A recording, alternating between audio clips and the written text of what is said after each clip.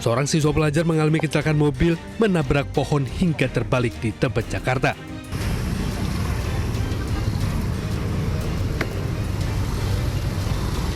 Peristiwa berawal saat mobil yang melaju dari arah Bukit Turi menuju Manggarai, Jakarta Selatan, namun tiba-tiba mobil oleng dan menabrak pohon di tepi jalan hingga akhirnya terbalik. Dalam kecelakaan ini tak hanya melibatkan mobil, namun juga seorang pengendara motor yang berada di sekitar mobil. Akibatnya mobil mengalami rusak parah sementara motor rusak di bagian lampu depan. Dugaan sementara kecelakaan karena pengemudi mobil yang merupakan pelajar kurang konsentrasi saat mengemudi. Sementara sejumlah pelajar dilarikan ke rumah sakit oleh guru dan sejumlah rekannya karena mengalami luka-luka dan syok. Dari Jakarta Selatan dan Helmi Sanjangbati, Ainis melaporkan.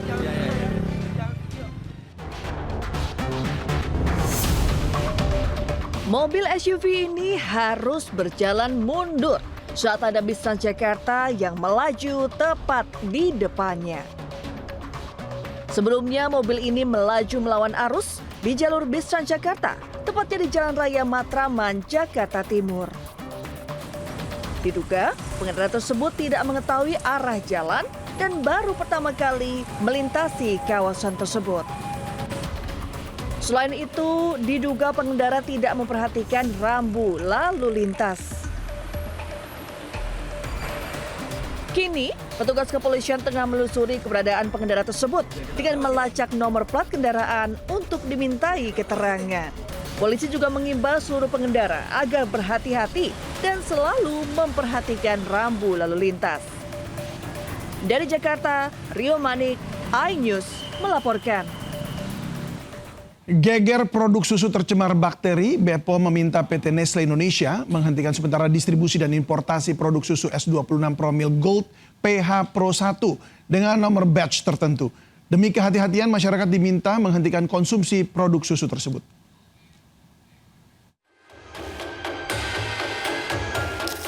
Menyusul peringatan Badan Keamanan Pangan Eropa terkait produk susu formula PT Nestle mengandung bakteri berbahaya, BPOM langsung turun tangan. Dari penelusuran data importasi BPOM, susu formula bayi yang diproduksi Nestle Swiss SA di pabrik Konol Vegan Swiss juga diimpor ke Indonesia, yaitu produk S26 Promil Gold PH Pro 1 untuk usia 0 hingga 6 bulan. Namun khusus untuk 2 nomor batch tertentu. Meski dari uji sampel, 2 batch produk tersebut menunjukkan kandungan toksin di bawah ambang batas, namun BPOM tetap meminta agar PT Nestle Indonesia menghentikan distribusi produk terdampak dan memusnahkan stok produk di gudang. Perintah itu berdasarkan kehati-hatian, terlebih produk tersebut dikonsumsi bayi yang merupakan kelompok rentan. Walaupun batch itu setelah dikirim bahkan ada yang didistribusikan sudah, tetapi setelah kita cek, memang hasilnya masih di bawah ambang batas yang bisa menyebabkan masalah. Iya kan? 0,02. Nah, dengan rendahnya itu, maka kita untuk kehati-hatian, Badan POM sudah meminta supaya produk tersebut spesifik yang untuk 0 sampai 6 bulan itu ditarik. Sebelumnya, Badan Keamanan Pangan Eropa dan Otoritas Keamanan Pangan Internasional merilis peringatan potensi cemaran toksin sereulit pada bahan baku yang digunakan dalam produk susu Nestle yang diproduksi di pabrik Swiss. Toksin sereulit adalah bakteri Bacillus cereus yang bersifat tahan panas dan tidak mati meski sudah diseduh air panas dan mendidih. Bakteri ini bisa mengakibatkan diare, muntah hingga hilang kesadaran hanya dalam waktu 30 menit hingga 6 jam setelah konsumsi. PT Nestle telah melakukan penarikan atau recall produk susu secara global di 49 negara, yaitu di Amerika, Eropa, Timur Tengah, dan Afrika. Sementara dalam siaran pers, PT Nestle Indonesia menegaskan seluruh produk susu yang diproduksi di Indonesia aman untuk dikonsumsi. Seluruh produk impor yang dijual telah memenuhi persyaratan keamanan pangan dan mutu serta melalui pengujian komprehensif.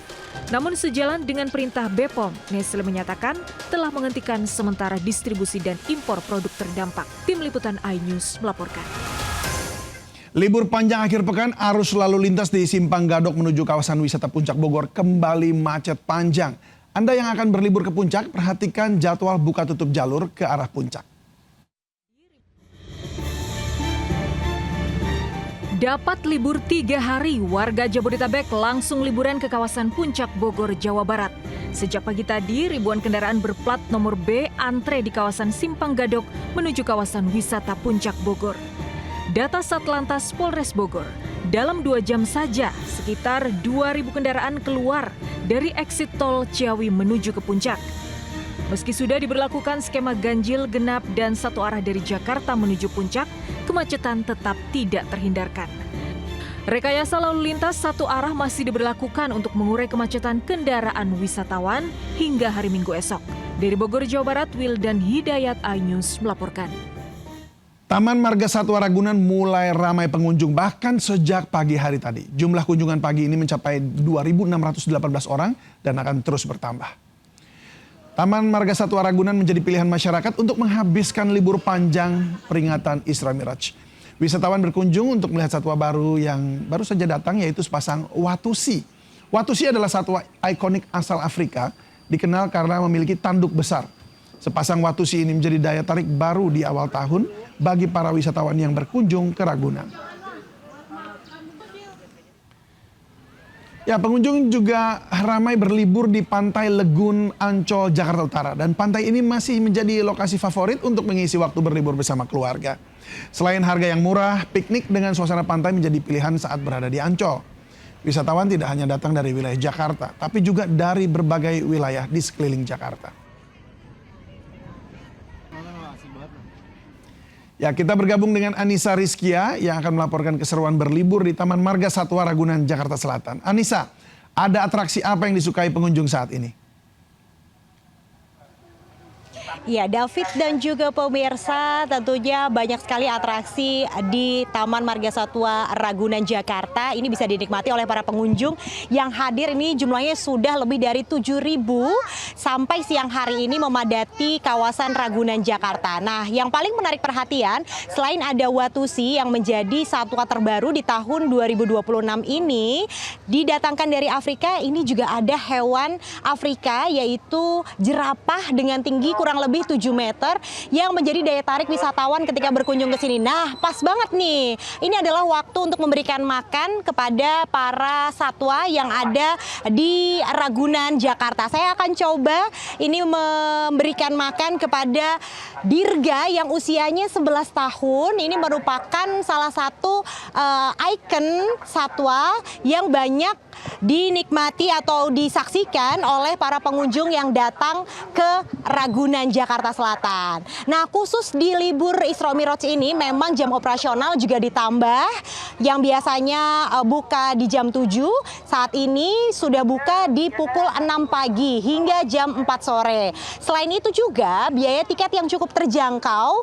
David dan juga pemirsa, kita bisa masuk ke kawasan Ragunan ini dengan harga 4.000 untuk orang dewasa dan 3.000 untuk anak-anak. Seluas 147 hektar, ada lebih dari 2.000 hewan yang bisa Anda nikmati dengan atraksi yang menarik. Saya mau lanjut untuk memberikan makan nih untuk jerapah-jerapah yang ada di sini. Saya kembalikan kepada David yang ada di studio. Ya, Anissa, titip salam buat dirga ya. Terima kasih, selamat bertugas kembali. Pemirsa, libur panjang Isra Miraj kendaraan di ruas Jalan Tol Cipularang, Purwakarta, Jawa Barat dari arah Jakarta menuju Bandung terpantau padat. Ribuan kendaraan dari arah Jakarta menuju Bandung melintas di Jalan Tol Cipularang kilometer 82 jalur A sekitar wilayah Jatiluhur, Purwakarta. Arus kendaraan di ruas Tol Cipularang didominasi mobil pribadi serta bus angkutan umum. Warga mudik untuk berwisata ke sejumlah lokasi di wilayah Bandung dan kota lainnya. Banyaknya kendaraan truk dari arah yang sama membuat lalu lintas semakin padat. Sementara arus kendaraan dari arah Bandung menuju Jakarta relatif normal. Tidak hanya kepadatan di ruas tol, ribuan penumpang memadati stasiun kereta api Kota Bandung, Jawa Barat. Sejak Jumat pagi, ribuan penumpang memadati stasiun kereta api Kota Bandung dengan membawa tas dan koper. Para penumpang melakukan perjalanan jarak jauh ke sejumlah wilayah di Yogyakarta, Jawa Tengah, dan Jawa Timur memanfaatkan libur panjang ini. PT KAI Daob 2 Bandung menyediakan lebih dari 67.000 tiket dengan mengoperasikan 25 perjalanan jarak jauh. Sementara ribuan penumpang datang ke kota Bandung dari Jakarta dan Surabaya yang ingin menghabiskan waktu libur di Kota Kembang.